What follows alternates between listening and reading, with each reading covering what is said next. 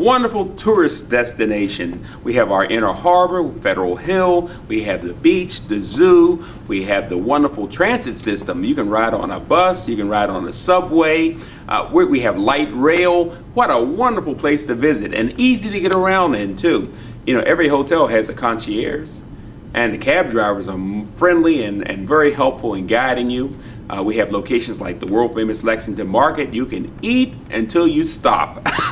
Well, don't let me just tell you about it. Listen to what world famous film producer John Waters has to say. I'm nuts about downtown Baltimore's West Side. Hello, I'm John Waters, and I'm proud to say that Baltimore has always been my home. It's the inspiration behind all my films, including Hairspray, Crybaby, Serial Mom, and A Dirty Shame. Let me tell you, there are not a more eccentric, monumental, eclectic, intriguing, and character-filled 28 blocks anywhere in the world, and I'm here to prove it to you. This is where Babe Ruth was born. They tell me he's the best baseball player ever. Not that I'd know. I'm more into theater. Like nearby Arena Players, the nation's longest continuously running African-American community theater. I'm also a big fan of century-old Antique Row, where New York dealers come to buy and later mark up their purchases sky high for their Manhattan buyers. On that same block sits the U.B. Blake National Jazz Institute, housing memorabilia from Baltimore jazz greats like Billie Holiday and, of course, U.B. himself. The West Side is also where the Maryland Historical Society calls home, with its many Baltimore artifacts, including the original manuscript of the Star-Spangled Banner and Nipper, the RCA dog. Oh, and the National Dentistry Museum, the only one of its kind in the U.S., is where George Washington's dentures live. And no, they were never wooden. And right in the middle of it all, as if just to add mystery and intrigue, sits the gravesite of Edgar Allan Poe, my kind of guy. Sometimes I go there to meditate. Now, the thing that defines Baltimore for many people around the world is right here also, our sports franchises, the Orioles and the Ravens, two birds that nest in the West. The Walters Art Museum is also known internationally, featuring an interactive experience exploring 55 centuries of art. A man named Gustav Krug worked at an ironworks foundry on Saratoga Street on the West Side way back in 1810, and it's still a working ironworks foundry today. 6th-generation Krugs still work here. In Baltimore, we find a good place, we like to stick with it. Now contrast that with one of the world's most advanced operating room facilities just a couple blocks away at the University of Maryland Medical System. Get ill, get fixed, have an operation in high style. Know of a place where the Beatles, Al Roker, Mother Teresa, and P.T. Barnum all hung out? I'll tell you, the West Side of downtown Baltimore. Al Roker? He's done live shows at the world-famous Lexington Market, where you can shuck oysters and see some of the most amazing hairdos in town. The Beatles, Pavarotti, U2, you name them. They have played what used to be called the Civic Center, but is now called the First Mariner Arena. Aren't we grand? Mother Teresa, the Pope, and many presidents have all visited the Basilica of the Assumption, the first Roman Catholic cathedral in the United States. Photo ops, I assume. And as for P.T. Barnum, he, along with the likes of Cab Calloway, Chick Webb, Milton Berle, and a young, debuting Frank Sinatra, all performed at the world-famous Hippodrome Theater, one of the true cornerstones of the West Side. I saw Cleopatra there, and even shot parts of Cecil B. Demented outside before they fixed it up. The real story today, however, is how all that energy is coming back to the West Side, bigger, smarter, more fragrant, and more exciting than ever before. Major traveling Broadway shows like Phantom of the Opera and Disney's The Lion King, as well as events such as Russell Simmons' Deaf Poetry Jam and local community events now perform in Baltimore for the first time thanks to the Hippodrome Theater at the Franz Marek Performing Arts Center. The world-renowned University of Maryland has broken ground on a state-of-the-art biopark that puts the West Side on the global map as a major biotechnology hub. The Stewart's Building, once a thriving department store, is the very definition of an environmental-friendly green building. And don't let the facade fool you. this office and retail space is wired with the most high-tech, broadband infrastructure technology imaginable. And a luxury apartment building known as the Atrium at Market Center even has a direct connection to the university's main network.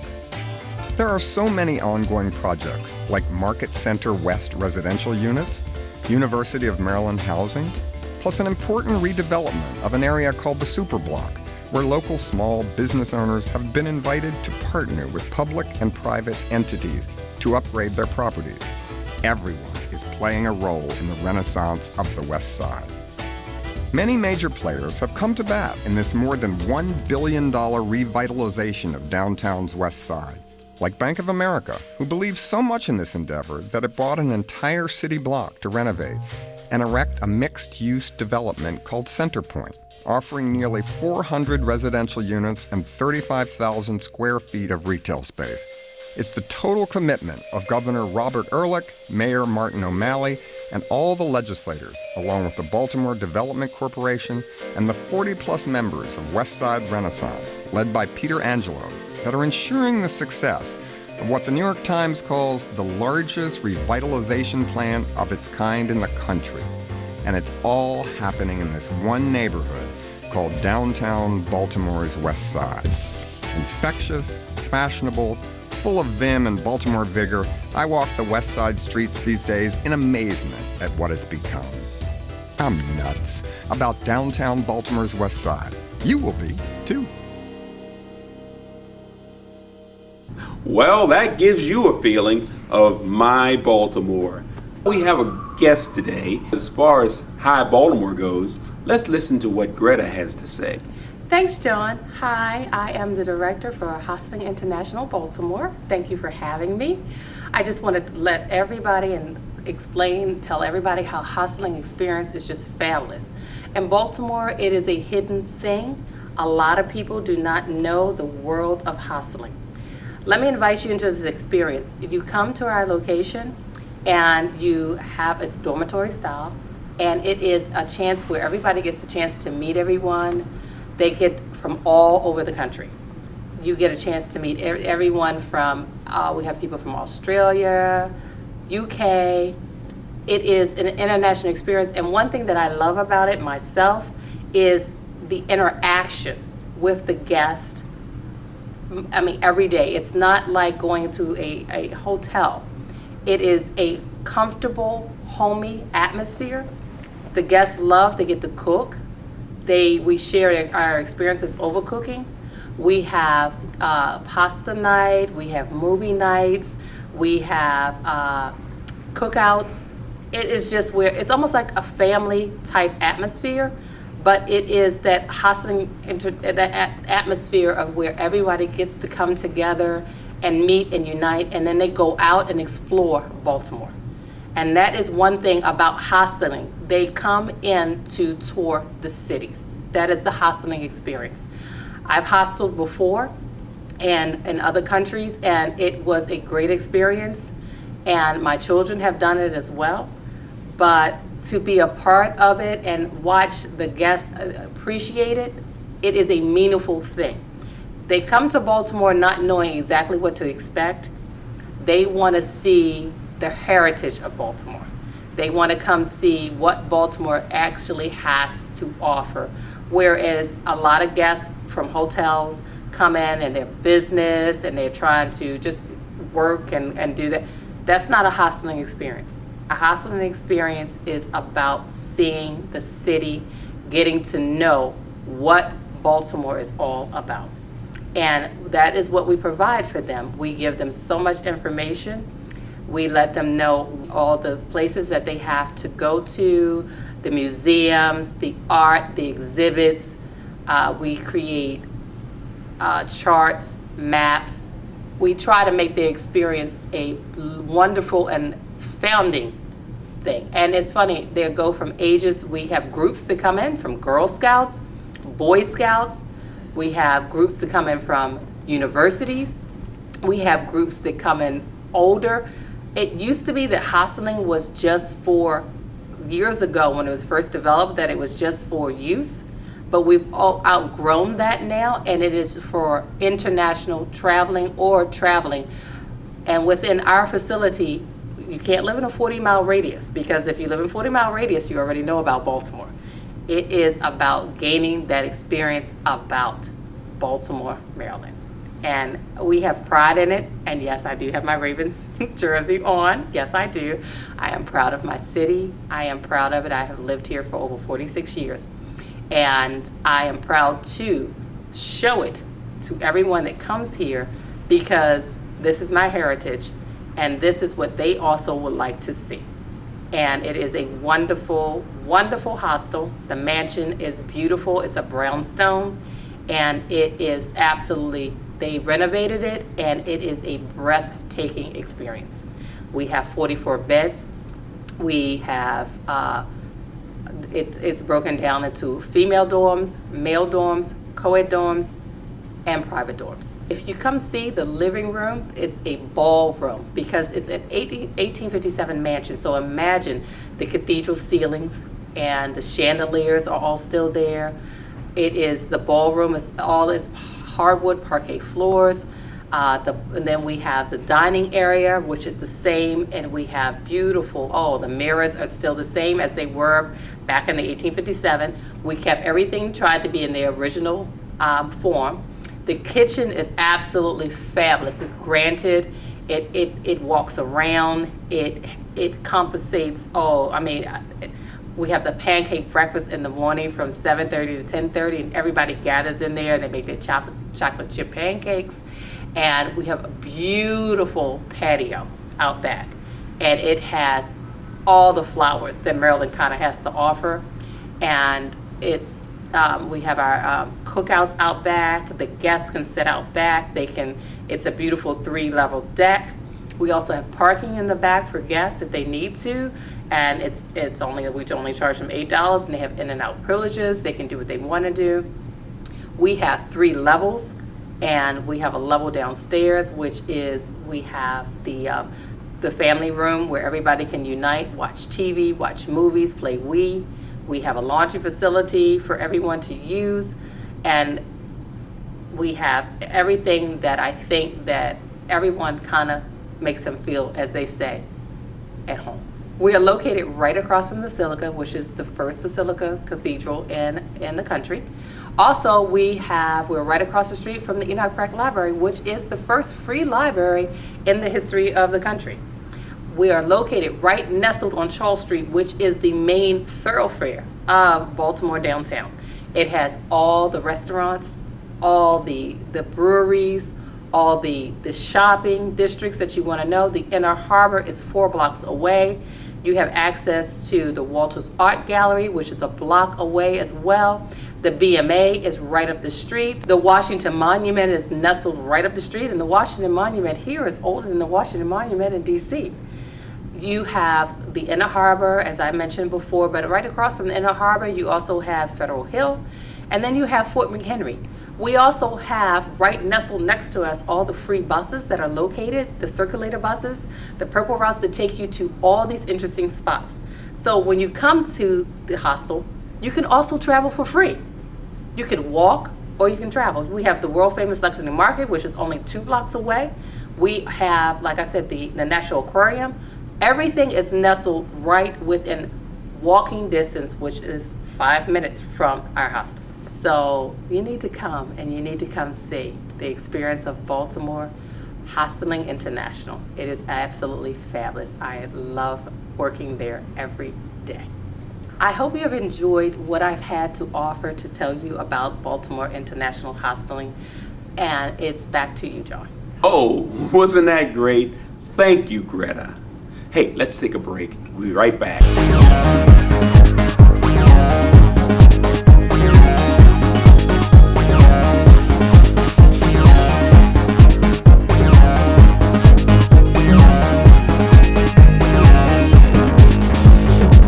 Welcome back. This is Eye on Baltimore, and I'm John Carrington. You know, Baltimore has so many wonderful places to visit, museums and shops and locations that are historical. How about the USS Constellation? Yes, one of the great ships in American history. Let's take a look.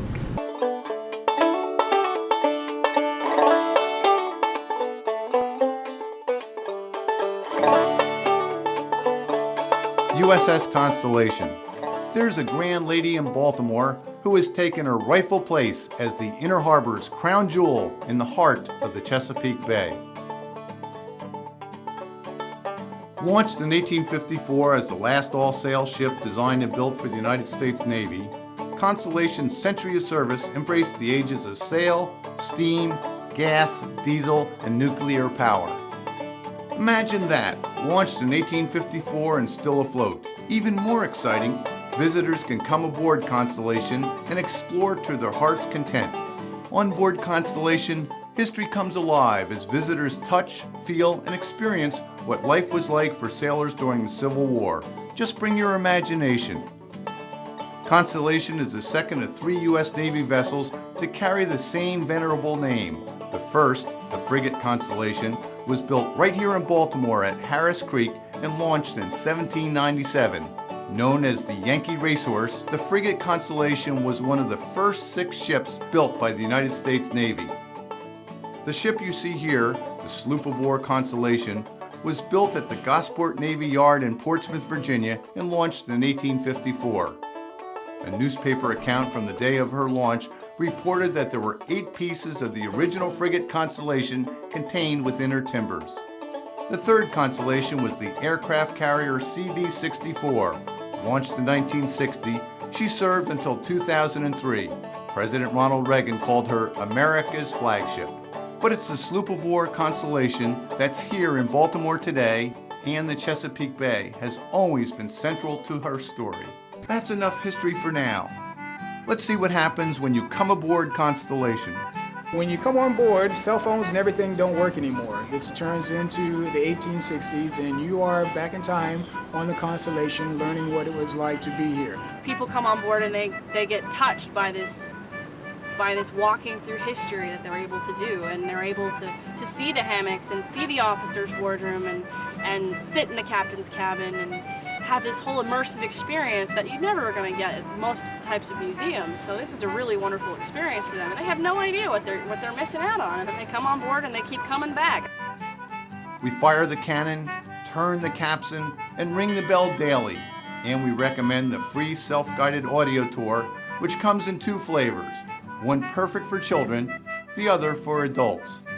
Plus, there's the ever-popular Powder Monkey Tour for kids and hands-on adult tours like A Ship as a Machine and Black Sailors in Navy Blue.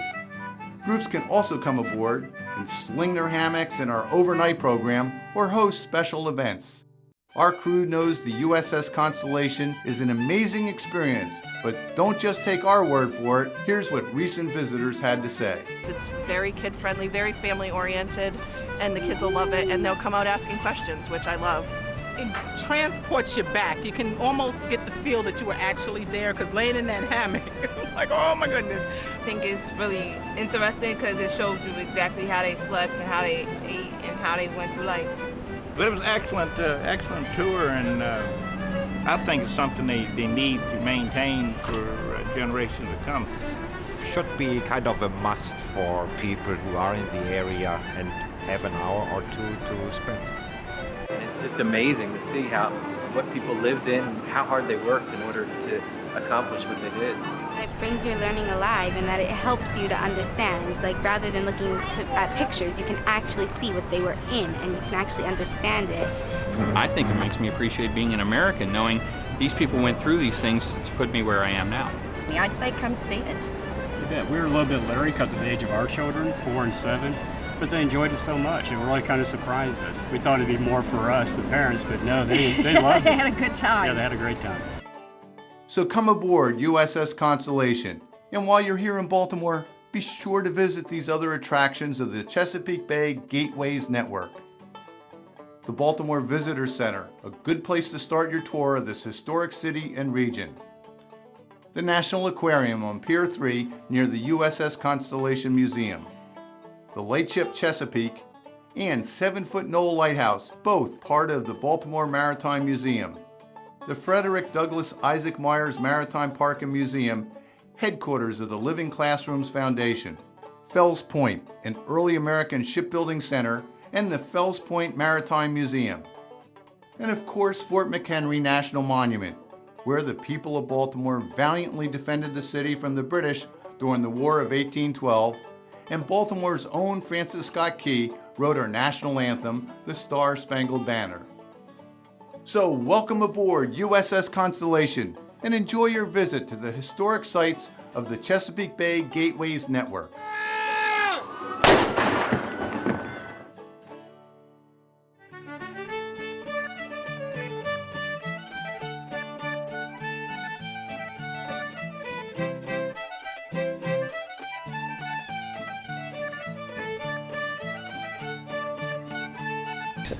Welcome back. I am Baltimore. Hey, another great mecca for transportation in Baltimore is the B&O Train Museum. It's a wonderful place to find out where the goods and packages and people went and how they got there. Let's see what Michael Gross has to say.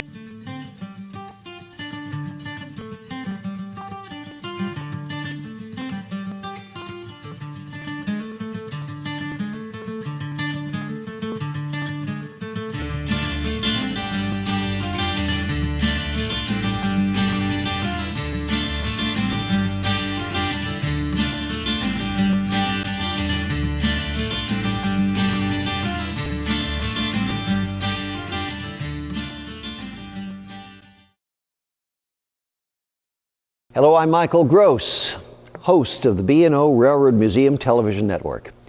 This is the Allegheny type locomotive, Chesapeake and Ohio, number 1604, the largest, most powerful steam locomotive on exhibit at the B&O Railroad Museum.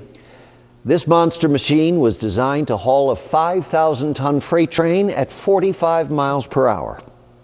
Designed by the Lima Locomotive Works, the Chesapeake and Ohio Railroad's 2666 Class H8 Allegheny locomotives were the most powerful reciprocating steam locomotives to be built anywhere in the world.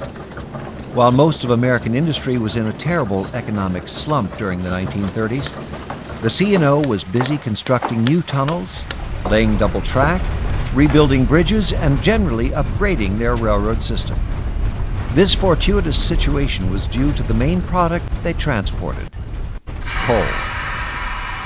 Some of the finest bituminous coal deposits in America were adjacent to the C&O routes, and coal was needed even during a poor economic climate. It became evident that the C&O would need additional motive power for the 80-mile coal run between Hinton, West Virginia, and Clifton Forge, Virginia, a route that crossed the Allegheny Mountains and included a 0.58% 13-mile grade up to a 2,072-foot summit and a descent of 1.14% into Clifton Forge. Severe grades and extremely heavy freight required locomotives with unprecedented power. This new locomotive, named in honor of the Allegheny mountain range it traveled, weighed over 775,000 pounds and used four 22.5-inch diameter cylinders with a 33-inch stroke. The articulated chassis carried a huge boiler with a 9-foot by 15-foot firebox containing a 135-square-foot grate. The resulting rear weight required a 6-wheel trailer truck to support it. The tender was the largest ever designed for the C&O, weighing over 430,000 pounds and contained a 25,000-gallon water tank and a 25-ton coal bunker.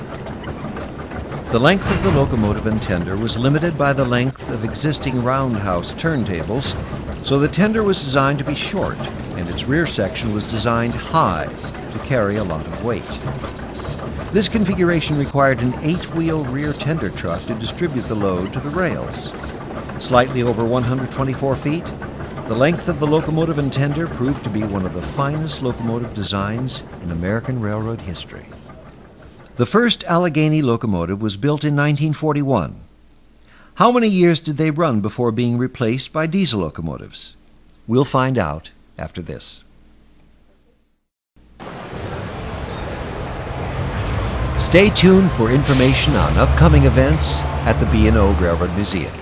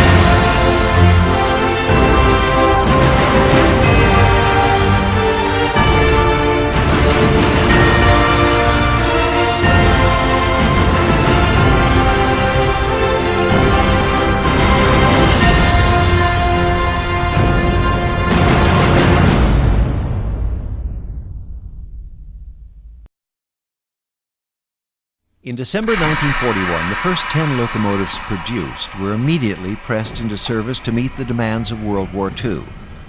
The performance of the Allegheny was so impressive that the C&O ordered an additional 10 locomotives.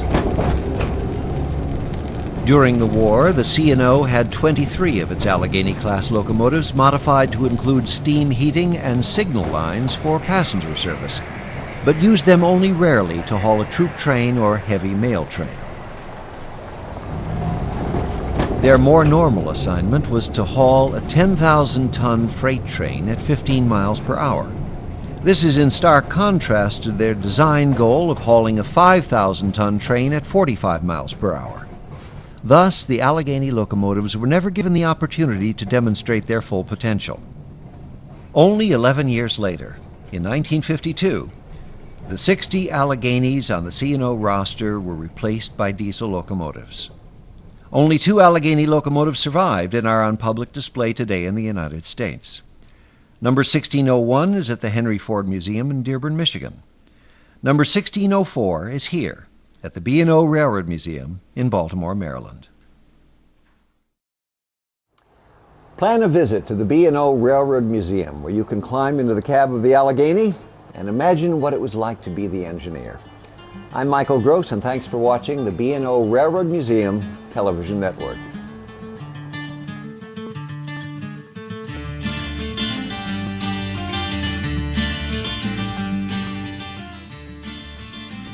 Interested in learning more about the B&O Railroad Museum? On Facebook and Twitter, with daily updates on upcoming events, coupons, photographs, history, and things to do in Baltimore, you'll never be off track.